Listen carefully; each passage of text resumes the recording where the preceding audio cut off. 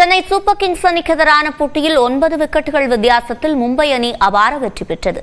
புள்ளிப்பட்டியலில் கடைசி இடத்தில் இருக்கும் சென்னை அணி பிளே ஆஃப் சுற்றுக்கு செல்ல வழி இருக்கிறதா?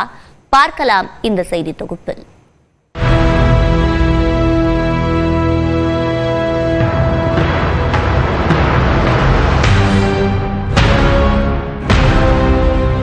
நடப்பு ஐபிஎல் தொடரின் 38வது ஆட்டம் மும்பை வான்கடை மைதானத்தில் ஞாயிற்றுக்கிழமை நடைபெற்றது.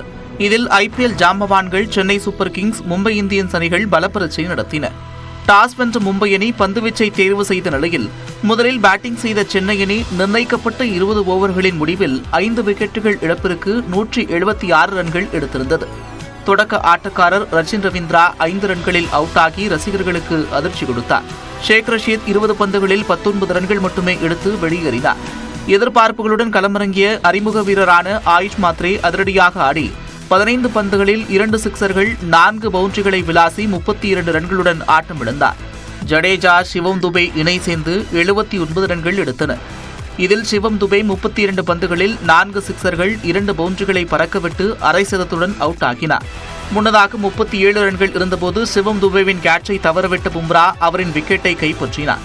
அடுத்து வந்த தோனி 4 ரன்களில் ஏமாற்றினார். இருப்பினும் ஜடேஜா 35 பந்துகளில் அரை சதம் கடந்து 53 ரன்களுடன் அவுட் ஆகாமல் இருந்து கடினமான இலக்கை நிர்ணயிக்க உதவினார். இதனையடுத்து 177 ரன்கள் எடுத்தால் வெற்றி என்ற இலக்குடன் மும்பை அணி களமிறங்கியது. அணியின் தொடக்க ஆட்டக்காரர் ரிக்கல்டன் 19 பந்துகளில் 1 சிக்சர், 3 பவுண்டரிகளை விளாசி 24 ரன்களில் அவுட் ஆனார். மற்றொரு ஓபனர் ரோஹித் சர்மா தொடக்கம் முதலே அதிரடியாக ஆடி அணிக்கு பலம் சேர்த்தார். ரோஹித் சர்மா, சூரியகுமார் யாதவ் பார்ட்னர்ஷிப்பில் இருவரும் அரை சதம் கடந்தனர். ரோஹித் சர்மா 6 சிக்சர்கள், 4 பவுண்டரிகளுடன் 76 ரன்களும், சூரியகுமார் யாதவ் 5 சிக்சர், 6 பவுண்டரிகளுடன் 68 ரன்களும் எடுத்து இறுதி வரை அவுட் ஆகாமல் களத்தில் இருந்தனர். நிறைவாக மும்பை இந்தியன்ஸ் அணி 15.4 ஓவர் முடிவில் 177 ரன்கள் எடுத்து அபார வெற்றி பெற்றது.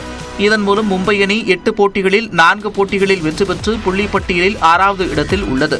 தொடர் தோல்விகளிலிருந்து மீண்ட மும்பை அணி 3வது தொடர் வெற்றியை பதிவு செய்துள்ளது.